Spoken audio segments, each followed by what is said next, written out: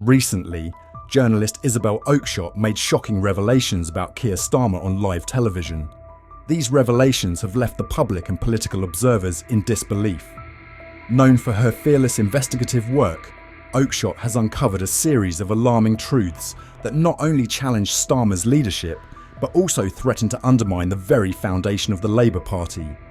With accusations of corruption, opacity and complete lack of transparency, the Labour leader now faces the most severe crisis of his political career.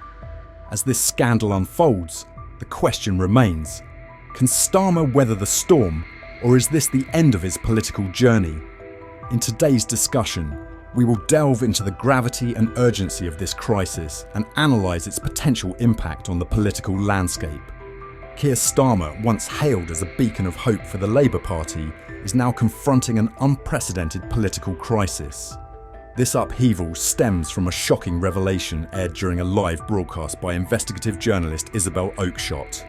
Oakeshott exposed a significant cover-up in Southport, which has severely damaged Starmer's reputation and plunged him into political turmoil.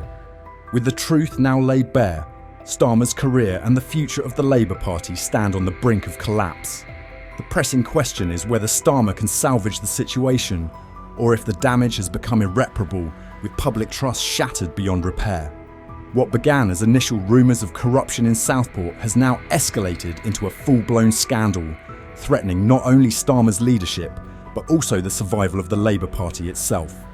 What is he talking about? I mean, that video is just so much guff, isn't it? Nothing means anything. I'm so sick of hearing politicians in leadership positions talking about delivering. Yes. They're not pizza drivers, are they? They're not Deliveroo people delivering takeaways. Nobody knows what any of this stuff means. And I've seen him at it again today when he's talking about why he feels the need to go all the way over to Brazil for the G20, having just come back from God knows where else, Azerbaijan and all the other globe-trotting he's doing. And he always starts his sentence with, "Let's be clear." Yes. Whenever any politician says "let's be clear," that just means they're playing for time and trying to make themselves sound more important. The controversy is escalating, triggering strong public reactions and plunging the Labour Party into chaos. Senior members of Parliament are scrambling to manage the fallout, convening an emergency meeting to address a scandal that has spiralled into a severe leadership crisis. Investigative journalist Isabel Oakeshott has suggested that the Southport scandal may be just the tip of the iceberg. If her allegations prove accurate, the consequences will be even more devastating, further eroding public trust in Starmer and the Labour Party. The public is now demanding Starmer's resignation, with a petition amassing over 3 million signatures. The future of the Labour Party and Starmer's political legacy are at a critical crossroads. Look at the state of the country. Does anyone honestly think that Labour is delivering whatever it is he says they're delivering? They're just delivering more woe, more problems. Yeah, well, I mean, look at what he's going to miss because he's in Brazil, cozying up to President Xi. He's going to miss the farmers' protest, which is possibly going to be the single biggest issue, which might be a problem for this government and might even bring them down. Jeremy Clarkson apparently is going to be out front leading it. I've been already told by people that I know inside of the police who are suggesting that they might try and stop them from getting down to Westminster because they're frightened, they're terrified. Many are calling this the largest political petition of the year, and it's no exaggeration. It represents a collective outcry of frustration, a stark reflection of the deep disappointment triggered by the Southport scandal and the oppressive culture of secrecy within the Labour Party. Isabel Oakeshott's live television revelations sent shockwaves through the political landscape, causing Starmer's once solid reputation to collapse like a house of cards. The exposure of large-scale fraud in Southport has dealt a severe blow to the credibility of both Starmer and the Labour Party, leaving their future hanging by a thread with only faint glimmers of hope remaining. For 7 weeks, the Starmer clan stayed in Lord Wahid Ali, Dr. Feelgood for the Labour Party. You need stuff? I got money. What do you need? I got money. Holidays. You want to go to New York? Yeah. What you looking for? What Loans, you like? loans. 1.2 million pounds. I think I can help you. It's just ridiculous, and that's the problem. It's the scale. I mean, we'd all like someone like that in our lives, right? But we're not. As I told you, I do know Wahid, and he's a lovely man. He's a nice man, and I know from the kind of guy he is. Yeah. He's not trying to get advantages for his business, but he is one of those people. He just likes to be in the mix. Yeah, and thank you for. Questions about Keir Starmer's leadership, particularly his approach to transparency on critical issues like immigration and the economy, are now under intense public scrutiny. The Labour Party finds itself entangled in an unprecedented crisis, with once inspiring promises of change unravelling before the nation's eyes. Can the party recover from these blows, or is this the end of an era for a movement that once symbolised hope and justice for so many? Only time will tell. For now, a palpable sense of unease and uncertainty hangs in the air, casting a shadow over the party's future. Well, I'm not really surprised that Channel 4 couldn't get its head around the story because they don't have the right judgment. You know, they are out of touch with how viewers and voters feel. This is actually kind of one of the most dangerous stories for a government or political party because it's really quite easily understood.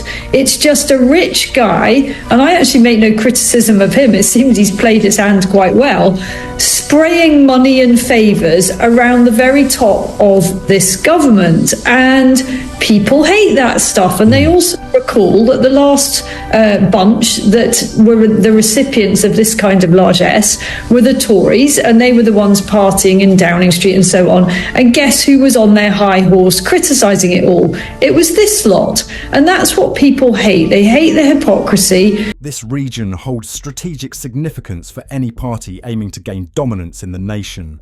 However, recent revelations have exposed a deeply concerning reality.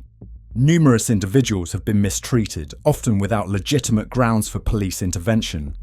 Even more alarming is the discovery that millions of pounds allocated for public projects appear to have vanished. These funds, intended to improve infrastructure and support social programmes, have disappeared without a trace, leaving behind frustration and outrage. Thanks to the tireless efforts of investigative journalist Isabel Oakeshott, the truth has finally come to light, and it is nothing short of staggering. Renowned for her resolute approach, Oakeshott uncovered a series of shocking revelations, accusing the Labour Party leadership under Keir Starmer of prioritising political survival over safeguarding integrity.